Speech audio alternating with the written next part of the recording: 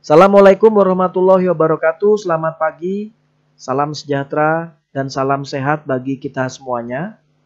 Hari ini berjumpa lagi bersama saya Bayu Eka Yulian pada pokok bahasan ke-8, dan kali ini kita akan mendiskusikan tentang model pengelolaan kolaboratif sumber daya alam. Kita akan fokus pada nilai, bagaimana konteks, karakter, proses-proses dalam PKSDA dan kendala-kendala yang menyertainya.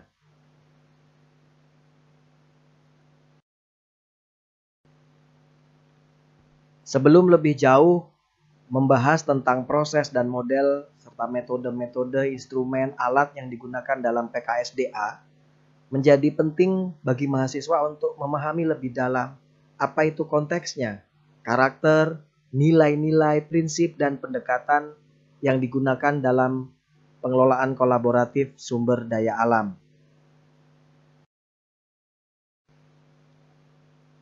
Perkuliahan kali ini akan memfokuskan pada isu dan konteks pengelolaan sumber daya alam, kemudian karakter pengelolaan sumber daya alam, kemudian pengertiannya apa, nilai-nilai dan prinsip, serta proses dan kendala dalam pengelolaan kolaboratif sumber daya alam. Isu dan konteks PKSDA ada 5 yang hendak kita bahas hari ini. Yang pertama adalah adanya kondisi sumber daya yang fragile, yang rentan, yang rapuh. Dan juga ada orang-orang yang kadang-kadang dipinggirkan dan dilupakan dalam pengelolaan sumber daya alam. Nah, kita tahu bahwa ekosistem sumber daya alam yang menjadi sandaran hidup warga kini telah mengalami degradasi. Teman-teman bisa melihat bagaimana kondisi-kondisi pedesaan kita sekarang, bagaimana krisis sosioekologis yang menimpa pedesaan itu. Nah, ternyata golongan miskin merupakan lapisan yang paling rentan terhadap kerusakan sumber daya alam dan pemanfaatan yang berlebihan itu. Nah, kemudian bagaimana caranya agar nafkah orang-orang yang rentan tadi, warga miskin, mengalami perbaikan tetapi tanpa menyebabkan terjadinya kerusakan sumber daya alam yang terus meningkat. Jadi ekonomi, sistem nafkah rumah tangga pedesaan ini yes bisa jalan, dan ekologi yes. Nah, bagaimana menyeimbangkan keduanya ini? Dan kita tahu bahwa ada kontestasi aktor dalam akses sumber daya alam dan kadang-kadang bermuara pada proses terjadinya konflik bahkan kekerasan. Ternyata permasalahannya adalah masalah non teknis ini. Bagaimana membangun atau merajut, mengorkestrasi para pihak, yaitu golongan miskin pengguna SDA tadi, praktisi pembangunan, pemerintah, dan perusahaan, serta aktor lainnya dalam konteks pengelolaan sumber daya alam. Selanjutnya yang kedua yaitu terkait dengan a little history, much complexity. Kita tahu bahwa golongan miskin ini tidak hanya miskin atau marginal dari sisi geografis ya, tetapi dia juga marginal secara sosial dan politik. Nah, powernya berbeda ini. Mereka powerless, sedangkan orang-orang yang punya kapital itu punya power yang besar. Dan relasi kuasa mereka antara modal ya juga luar biasa ya, kuat sekali. Nah, kemudian kemiskinan dan degradasi sumber daya alam ini saling terkait satu dengan yang lainnya. Ada hubungan sebab akibat di situ antara kedua faktor tersebut. Dan bersifat kompleks, tidak sederhana yang kita bayangkan. Mengapa kemudian terjadi permasalahan pada suku anak dalam di Jambi dengan perusahaan perkebunan kelapa sawit misalnya. Nah, ini juga terkait dengan bagaimana kebijakan, bagaimana power, bagaimana right masyarakat di situ, bagaimana sistem nafkah suku anak dalam itu, dan seterusnya dan seterusnya. Nah, kerusakan sumber daya alam ini tidak hanya berdampak lokal, ini juga kompleks, tetapi bisa melampaui batas-batas administratif dan mempengaruhi kehidupan banyak orang. Dia tidak hanya batas administratif desa, kecamatan, kabupaten, kota atau provinsi. Bahkan ini bisa lintas negara. Kebakaran lahan dan hutan misalnya. Kalau mau dijelaskan kompleksitasnya luar biasa ini. Siapa yang membakar? Siapa yang terdampak dari asapnya? Ketika kebakaran hutan dulu melanda Indonesia, bagaimana kemudian negara tetangga waktu itu protes dan presiden pada waktu itu harus meminta maaf kepada negara tetangga terkait dengan masalah kebakaran hutan dan lahan ini. Lalu yang ketiga terkait dengan different resources, different right. Jadi antara karakteristik sumber daya dan haknya, right yang melekat di situ, itu bisa berbeda-beda itu. Tergantung pada karakteristik sumber daya alam yang dikelola, hak-hak properti yang berlaku, rejim tenurial, dan bagaimana sumber daya alam itu dieksploitasi. Nah, fokus perhatian PKSDA sesuai dengan kuliah kita sebelumnya adalah pada Common Pool Resources. Nah, rejim-rejim tenurial CPR ini bisa berbeda-beda loh. Menurut konteks ekosistemnya. Bagaimana di pesisir, di hutan, di rawa gambut, dan lain sebagainya. Dan juga rejim tenurial lokalnya yang berbeda-beda. Yang seringkali tidak dipahami atau bahkan dinegasikan oleh pengambil kebijakan dalam hal ini pemerintah. Sehingga banyak timbul konflik atas akses terhadap sumber daya alam.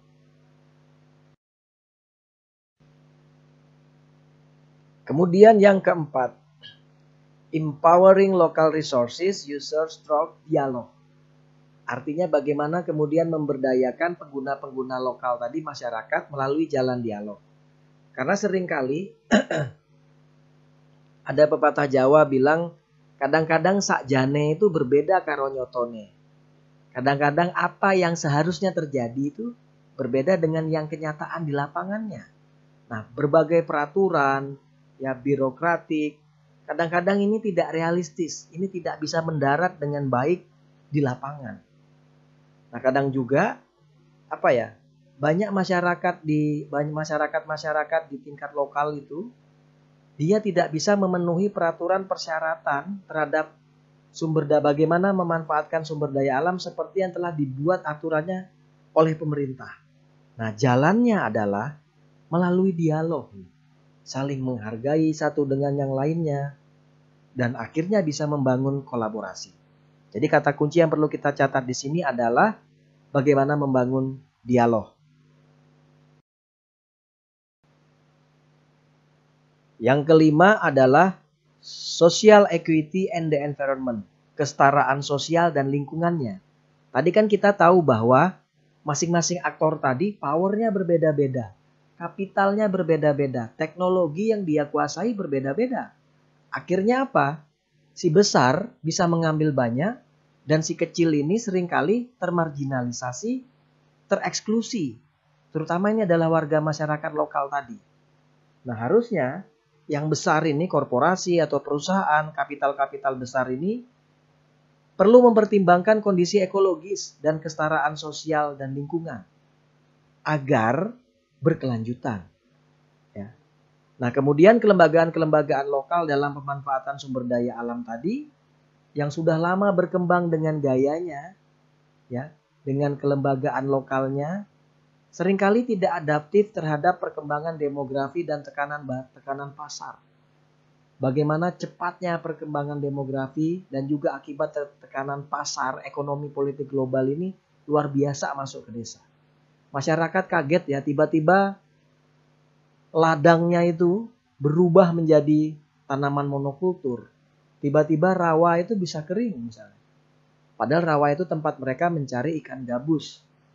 Nah, seperti inilah kondisi konteks saat ini sehingga diperlukan inovasi kelembagaan dalam pengelolaan sumber daya alam.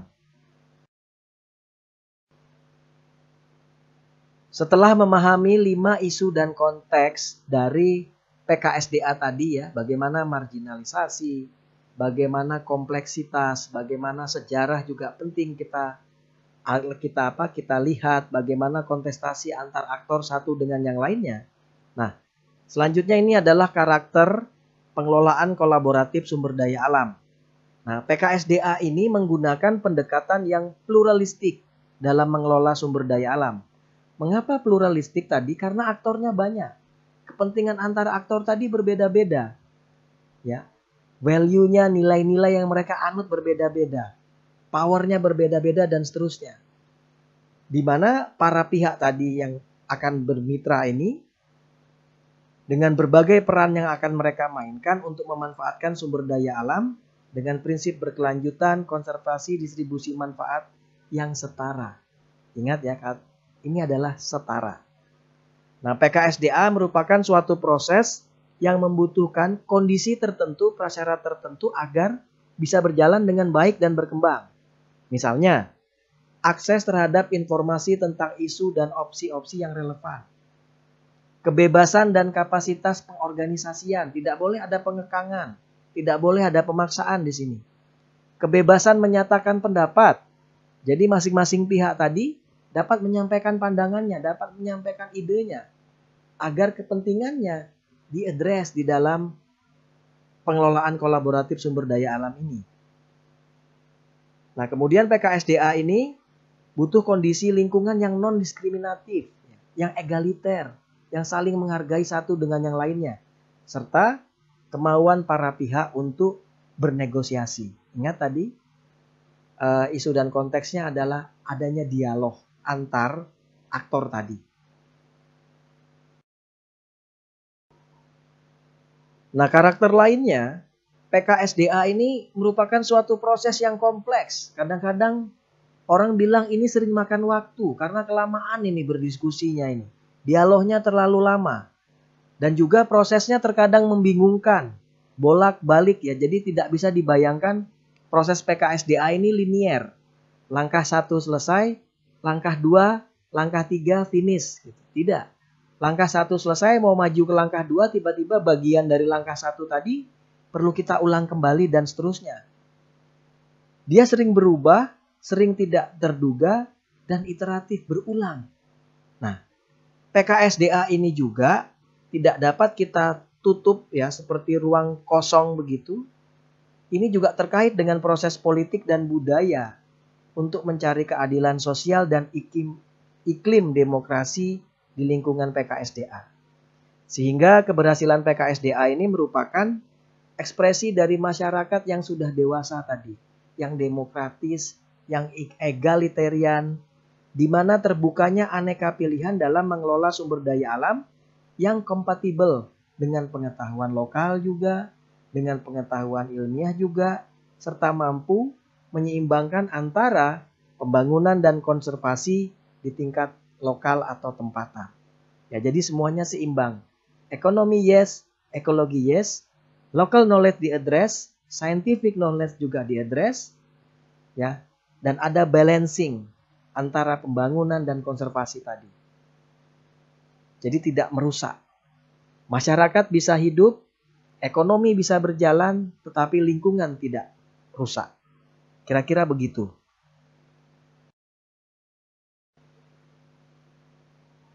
Apa itu pengelolaan kolaboratif sumber daya alam? PKSDA ini adalah aransemen kolaborasi di mana komunitas pengguna sumber daya tadi, user, lalu pemerintah, dan para aktor eksternal lainnya saling berbagi tanggung jawab dan kewenangan untuk mengelola sumber daya alam. Ingat, ada kewenangan dan ada tanggung jawab dalam mengelola sumber daya alam tadi. Jangan sampai kita kembali kepada kuliah yang pertama di awal ketika kita mendiskusikan tentang tragedy of the commons. Di sini kewenangan dan tanggung jawab dalam mengelola sumber daya alam itu harus jelas. Nah, PKSDA ini mengandung aransemen yang luas, tidak hanya sekedar legal standing ya, tidak hanya sekedar legal formal sebagai hasil negosiasi politik, tetapi juga termasuk kesepakatan-kesepakatan informal yang bersifat pragmatis, bahkan yang tidak tertulis. Nah, dari sinilah nanti muncul trust, muncul kepercayaan di antara para pihak tadi yang saling yang saling mengaransemen satu dengan yang lainnya, sehingga terjadi dialog dan terjadi kesepakatan antara mereka dalam mengelola sumber daya alam tadi. Kalau boleh kita wrap up gitu ya, jadi PKSDA ini adalah suatu situasi di mana dua atau lebih aktor bernegosiasi Ada dialog di situ. Kemudian bersepakat dan saling menjamin di antara mereka sendiri dalam berbagai fungsi manajemen secara adil, tanggung jawab dan penguasaan atas suatu wilayah, daerah atau sekumpulan sumber daya alam. Jadi ini adalah soal negosiasi, dialog, soal agreement, kesepakatan dan saling menjamin antara satu dengan yang lainnya secara adil dan bertanggung jawab tadi.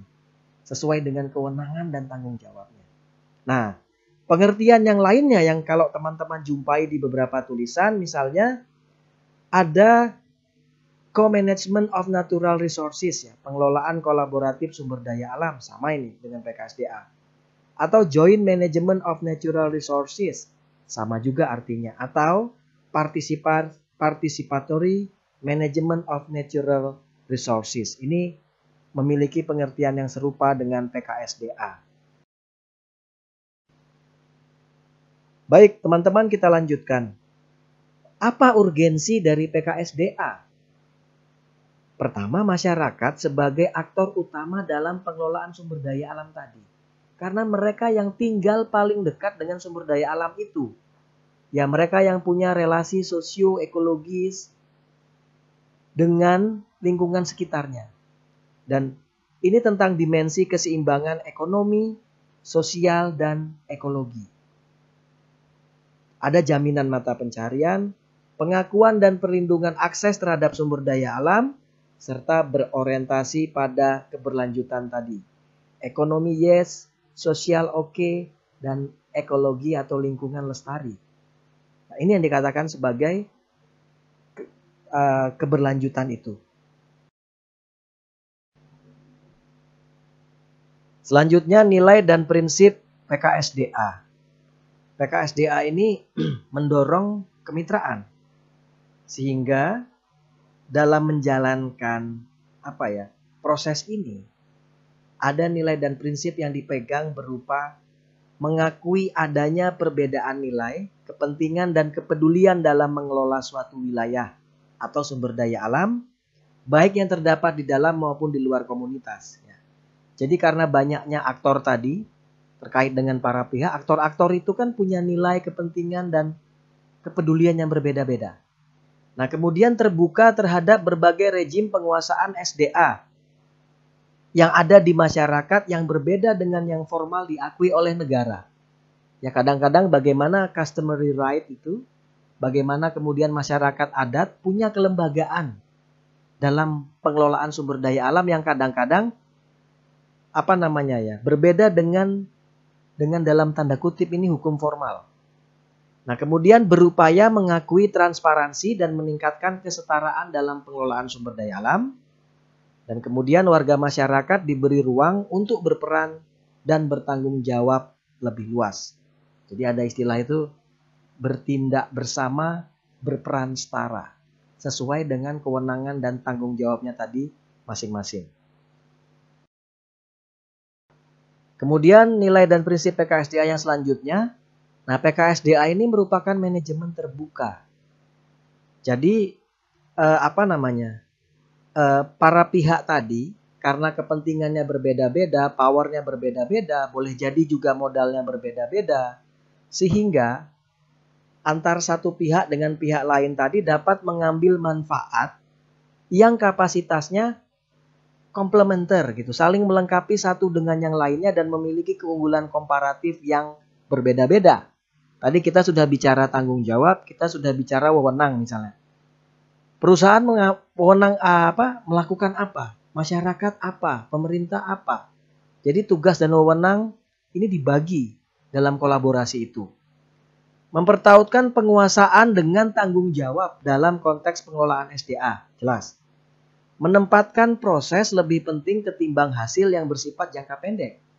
Jadi segala sesuatu itu dalam kolaborasi ini bukan soal apanya, bukan soal hasilnya saja, tapi proses ini menjadi penting.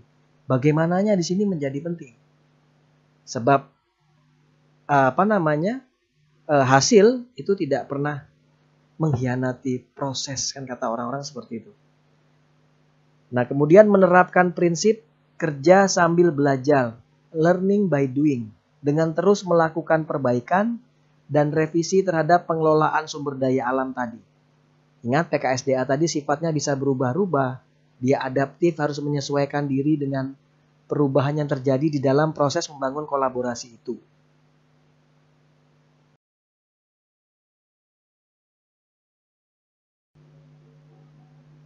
Nah, kalau kita lihat kemungkinan pilihan model pengelolaan sumber daya alam, itu kita melihat bagaimana kemudian kapasitas pemerintah dan modal sosial yang ada di masyarakat.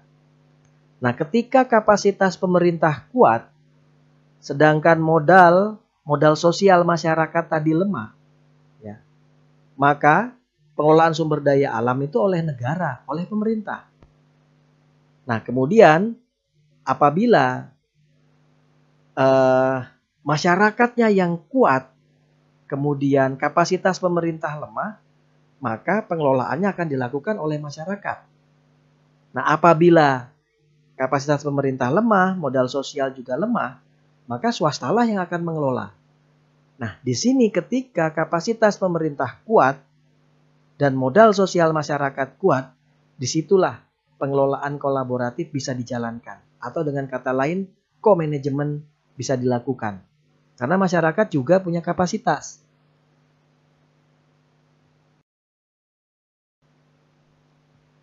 Apabila kita melihat tadi co-management, ketika kapasitas pemerintah kuat, kemudian modal sosial masyarakat kuat, sehingga dimungkinkan ada proses kolaborasi, maka ini adalah tangga dari co-management atau pengelolaan kolaborasi itu. Yang sumbu warna biru ke atas itu adalah pengelolaan oleh pengguna, ya. Kemudian yang warna merah itu adalah pengelolaan oleh pemerintah. Nah, kita bisa lihat tahapannya mulai dari instruktif, konsultatif, kooperatif, advisory, lalu informatif, dan community control. Nanti akan saya jelaskan pada slide berikutnya. Baik, ini adalah penjelasan dari tangga co-management atau pengelolaan kolaboratif tadi. Nah, instruktif ya. Itu di mana pemerintah sebagai penyedia informasi dan pengambilan keputusan yang tunggal ya. Komunikasinya satu arah. Ya, jadi pemerintah yang punya pegang peranan besar di sini. Lalu yang konsultatif itu sudah mulai ada konsultasi antara user oleh otoritas pemerintah, tetapi keputusan, pengelolaan, manajemen yang penting diambil sendiri oleh pemerintah. Lalu yang kooperatif, nah pemangku kepentingan non-pemerintah dan pemerintah tadi bekerja sama dalam mengambil keputusan. Jadi decision maker-nya bukan pemerintah saja, tetapi juga non-state actor nih, non-government, non-pemerintah ini juga mulai ikut mengambil keputusan di situ yang relevan, serta sebagai mitra yang setara dan bersama-sama melaksanakan keputusan yang diambil tadi, yang diputuskan tadi. Lalu advisory, peran masyarakat lebih besar dibanding dengan pemerintah, baik dalam pembuatan kebijakan maupun perencanaannya. Tetapi peranan pemerintah dalam perencanaan dan pembuatan keputusan tadi masih bersifat aktif, misalnya melalui intervensi-intervensi kebijakan dari pemerintah. Nah, kemudian yang informatif, ini suatu situasi di mana saat wewenang untuk pengelolaan sumber daya alam, perencanaan, dan keputusan itu sudah mulai didelegasikan kepada stakeholder non-pemerintah. Dalam hal ini pengguna tadi atau masyarakat. Nah, kemudian yang terakhir yang paling tinggi ini adalah community control, di mana pengelolaan dan kontrol atas sumber daya alam ini didelegasikan secara penuh kepada komunitas tadi sebagai user atau pengguna.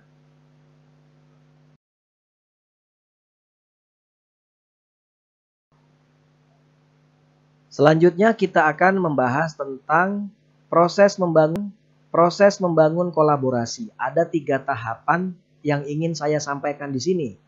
Tetapi jangan dibayangkan tahapan ini sebagai suatu tahapan yang linier.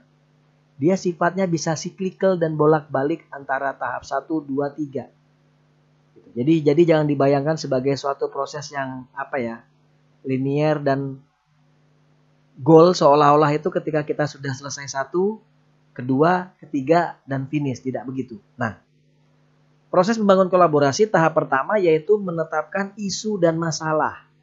Jadi kita harus tahu tadi isu dan masalahnya ini apa dalam pengelolaan sumber daya alam. Sehingga yang pertama adalah mendefinisikan masalah bersama, common problem. Jangan sampai masalah ini cuma masalah individu 1-2 di antara orang itu. Nah, masalah di sini adalah masalah kita semua. Common problem, masalah bersama yang harus kita pecahkan secara bersama-sama pula. Kemudian membangun komitmen untuk bermitra. Tadi ya, bermitra, bekerja sama, berdialog, tetapi setara, ingat. Nah, kemudian mengenali stakeholder, siapa saja yang terlibat, siapa saja aktornya, apa kepentingannya, apa nilai-nilainya, apa paradigmnya. Nah, ini harus dipetani satu-satu, dipahami satu-satu. Lalu yang keempat, mengenali fasilitatornya. Siapa orang yang akan menjadi fasilitator dalam PKSDA ini? Nah, yang terakhir, mengenali sumber daya. Sumber daya tidak hanya tidak hanya uang. Sumber daya bisa juga resources, itu bisa sumber daya alam, teknologi, kemudian sumber daya manusianya, kapital, dan lain sebagainya. Nah, ini tahapan pertama, menetapkan isu dan masalah.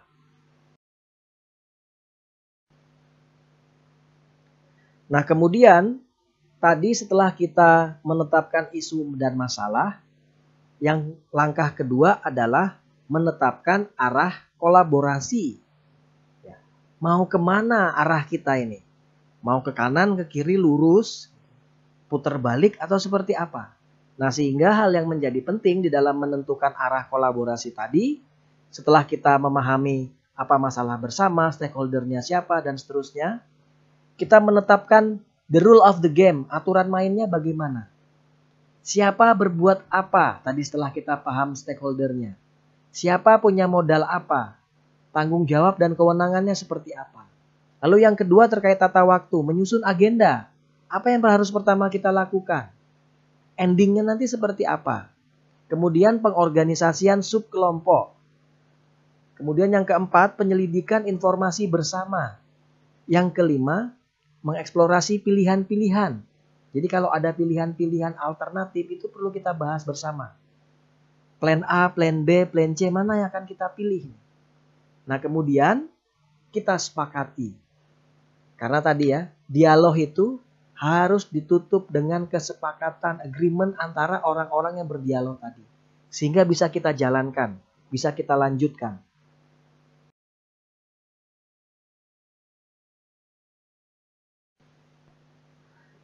Nah, kemudian yang terakhir, setelah tadi menentukan arah kolaborasi, yang ketiga terakhir adalah pelaksanaan. Segera dieksekusi, segera dilaksanakan. Yang pertama, menangani konstituen. Ya, bagaimana cara kita tadi menangani masing-masing konstituen tadi di dalam menggolkan apa yang telah kita sepakati sesuai dengan tata waktu agenda yang telah kita buat bersama. Yang kedua, membangun dukungan eksternal.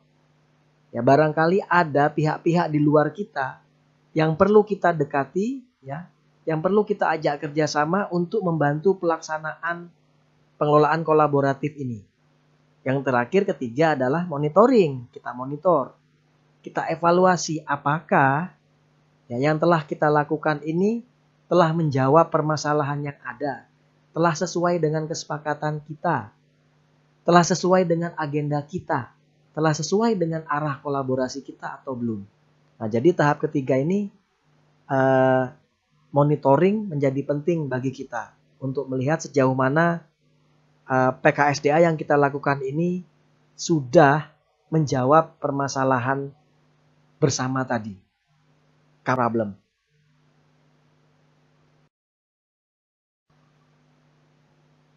Nah, selanjutnya, ketika kita memahami bagaimana proses membangun PKSDA, itu tidak ada blueprints atau tidak ada model yang fix, yang berlaku umum. Karena semuanya akan tergantung pada konteks sosial, ekonomi, dan politik, serta karakteristik sumber daya alam dalam proses PKSDA tadi. Nah, yang berlaku umum adalah tahap dan komponen PKSDA. Tadi ya, kita harus tahu konteks PKSDA, Proses PKSDA tadi seperti apa? Mulai dari menentukan isu dan masalah, menetapkan arah kolaborasi sampai kita laksanakan. Lalu ada kesepakatan dan perencanaan PKSDA dan pengorganisasian PKSDA. Nah ini apa ya? Ini semacam tahapan dan komponen umum yang ada dalam PKSDA. Nah modelnya pelaksanaannya sangat bergantung. Sekali lagi sangat bergantung pada konteks sosial, ekonomi, politik, serta karakteristik sumber daya alam yang ada. Apa saja kendala-kendala dalam membangun kolaborasi? Jelas, yang pertama tadi adalah soal karena aktornya banyak, stakeholdernya banyak, ada ketidaksetaraan kuasa atau power di situ antar pemangku kepentingan. Yang satu powernya bisa besar, yang satu powernya kecil. Hati-hati, bisa terjadi marginalisasi atau eksklusi di sini. Bisa terjadi dominasi dari yang punya power besar terhadap yang punya power kecil. Nah ini juga contoh bagaimana ketika kita tadi selain power kita juga menghadapi karakteristik aktor yang berbeda-beda. Ya tidak mungkin kita misalnya itu tuh contoh ada gajah, ada monyet, ada ayam, ada burung, ada ikan. Terus kita meminta ke semua aktor itu untuk sama-sama untuk memanjat pohon. Masing-masing harus bisa memanjat pohon. Nah apa yang terjadi dengan ayam dan ikan misalnya? Karena mereka karakteristiknya memang tidak disetting untuk memanjat pohon. Jadi sebagai apa ya nanti teman-teman ketika ke masyarakat perlu melihat ini ya. Perlu melihat perbedaan-perbedaan karakteristik yang ada di antara aktor dalam masyarakat itu pada khususnya. Nah, ini soal equality or justice. Mana yang merupakan kesamaan dan keadilan karena keduanya ini berbeda. Contoh yang sebelah kiri itu kesamaan itu. Bagaimana di antara 3 orang itu sama-sama diberikan satu kotak. Ya, supaya semuanya rata dapat satu. Tapi ternyata apa? Yang berbaju biru muda itu tidak bisa menonton pertandingan karena dia berbadan pendek. Nah, yang sebelah kanan itulah yang namanya keadilan. Yang butuh banyak kita beri banyak, yang butuh sedikit-sedikit, yang memang sudah tidak butuh dan dia mampu, tidak perlu lagi diberi. Saya kira ini penjelasan yang bagus ya terkait dengan apa itu kesamaan dan keadilan. Apakah adil itu harus sama? Menarik untuk kita diskusikan. Apakah adil itu menempatkan posisi pada tempatnya? Ini juga menarik kita diskusikan dalam kelas online nanti. Kemudian kendala kolaborasi yang kedua adalah kerumitan yang bersifat teknis. Karena bayangkan ya, bekerja sama dengan orang berbeda-beda, dengan orang banyak. Kadang-kadang kita juga dihadapkan pada kerumitan-kerumitan yang bersifat teknis. Misalnya, kita akan melakukan diskusi, kemudian mengundang kepala desa atau mengundang camat atau mengundang pemerintah setempat. Kalau dengan teman, kita bisa langsung by phone, secara informal, telepon, nanti malam rapat ya. Tetapi ketika berhadapan dengan kelembagaan-kelembagaan yang formal, kita butuh kirim surat, butuh surat undangan, dan lain sebagainya. Nah, saya kira kerumitan-kerumitan ini yang harus kita pertimbangkan juga. Nah, kemudian selanjutnya adalah kendala-kendala terkait dengan sejarah panjang hubungan disasosiatif antar aktor tadi ya. Ingat pelajaran sosiologi, interaksi sosial itu ada 2, ada yang asosiatif dan ada yang disasosiatif saling menjauhkan. Nah ketika 2 orang tadi pernah berkonflik, kemudian kita ajak rapat sama-sama, diskusi sama-sama, kita perlu strategi khusus. Karena kita tahu bahwa sejarah dulu mereka berdua ini pernah berkonflik satu dengan yang lainnya. Misalnya dalam hal urusan politik lokal di desa. Nah ini juga menarik untuk kita diskusikan. Nah kemudian kendala selanjutnya adalah perbedaan persepsi atas resiko. Tadi perbedaan power, sekarang adalah perbedaan persepsi dan resiko. Nah kalau lihat gambar itu kan dijual tempat tinggal yang charming, peaceful, tenang, yang jauh dari tetangga gitu, dan ini sangat indah gitu karena Anda bisa melihat melihat laut. Tetapi nanti apa jadinya kenyataannya? Nah, ternyata rumah yang kita bayangkan tadi indah, nyaman, tenang, jauh dari tetangga adalah seperti ini. Jadi ada gap, ya, ada gap antara persepsi yang kita bayangkan dengan kenyataannya. Nah, ini juga yang kadang-kadang nanti menimbulkan permasalahan di dalam membangun proses pengelolaan kolaboratif sumber daya alam. Karena masing-masing aktor tadi memiliki persepsinya masing-masing dengan value yang dia miliki, ya, dengan pengalaman yang dia miliki. Tapi ketika dengan kenyataannya berbeda dan terdapat delta atau ada gap di situ, itu bisa menimbulkan permasalahan dalam kolaborasi. Nah, selanjutnya kendala kolaborasi adalah perbedaan budaya kelembagaan dan politik. Indonesia ini dari Aceh sampai Papua, dari Miangas sampai Pulau Rote itu budayanya bermacam-macam. Dan juga politik lokal di Indonesia ini luar biasa bermacam-macamnya. Ini juga menimbulkan kendala tersendiri atau tantangan sendiri dalam membangun kolaborasi. Orang dari budaya A dan B itu punya budaya yang berbeda. Kadang-kadang menurut budaya A ini maknanya baik, tetapi menurut B maknanya justru sebaliknya. Nah, kemudian kendala berikutnya adalah terkait dengan kebijakannya. Ini terkait dengan peraturan perundangan yang tidak mendukung. Kita tahu bahwa ada permasalahan regulasi tumpang tindih satu dengan yang lainnya. Antara kebijakan-kebijakan di level pusat dan juga ada kebijakan-kebijakan di level daerah sampai lokal desa. Nah, secara vertikal kadang kebijakan ini saling tumpang tindih satu dengan yang lainnya. Bahkan secara horizontal di antara tubuh pemerintah pusat sendiri, pemerintah daerah sendiri, pemerintah desa atau pemerintah lokal itu juga saling tumpang tindih, bahkan menegasikan antara satu dengan yang lainnya. Baik teman-teman mahasiswa yang kami banggakan, karena waktu yang terbatas, jadi bagaimana kemudian pengelolaan kolaboratif sumber daya alam ini merupakan suatu proses seperti mengorkestrasi gitu. Ada biola, ada gitar, ada piano, lalu ada pemegang ada dirijennya yang mengorkestrasi. Bagaimana beragam tadi alat musik bisa menghasilkan suara atau bunyi yang harmoni sehingga kita dengar itu nyaman dan indah.